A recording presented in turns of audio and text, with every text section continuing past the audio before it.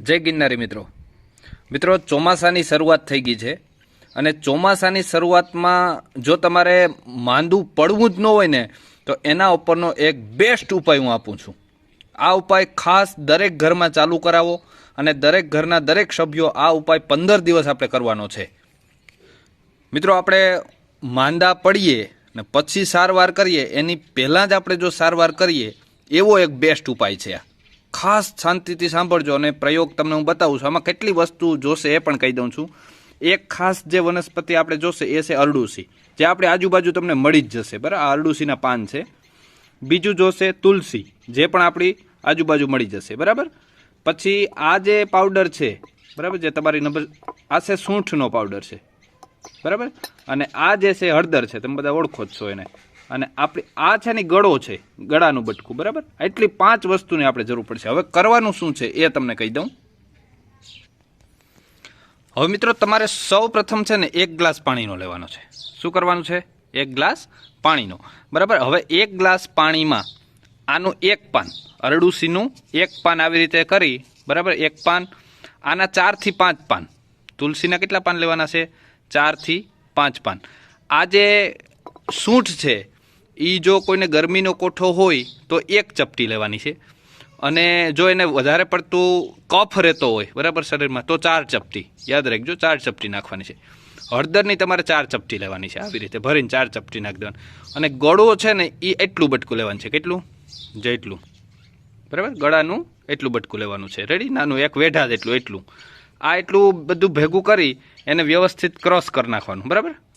આ ક્રોસ થઈ જાય ને પછી આ 1 ગ્લાસ પાણીમાં નાખી દેવાનું અને રાતે મૂકી દેવાનું છે। સમજાઈ ગયું?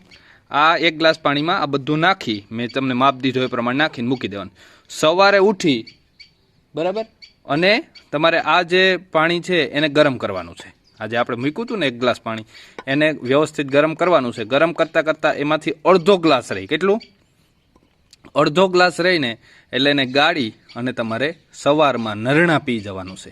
આ એક વ્યક્તિનું માપ છે। અમે જે મેં કીધું ને એ કેટલું છે?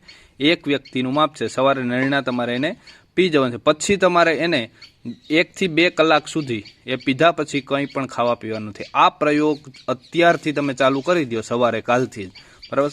15 દિવસ તમારે આ પ્રયોગ કરવાનો। 15 દિવસ પ્રયોગ કરશો એટલે 99.99% તમને ચોમાસામાં જે તાવ, શરદી, ઉધરસ, ચિકનગુનિયા, મલેરિયા, જે પણ રોગો આવે છે એ તમામ રોગો નહીં આવે, બરાબર। 99.99% કિસ્સામાં આવું શક્ય છે, બરાબર। આ બેસ્ટ પ્રયોગ છે અત્યારે ચોમાસાનો, બરાબર। અને આ પ્રયોગ એવો છે કે તમે ઘરે આસાનીથી બનાવી શકો। આપણી રસોડાની જ વસ્તુઓ છે મિત્રો। જો તુલસી આપણા આંગણામાં હોય છે, સૂંઠ આપણા રસોડામાં હોય છે, હળદર છે એ પણ આપણા રસોડામાં હોય છે, બરાબર। અને અરડુસી છે એ ગામમાં લગભગ બધે મળી જાય। ગળો તો આપણે કોરોનામાં ખૂબ પીધો છે એટલે બધા ઓળખતા જઈશો, બરાબર।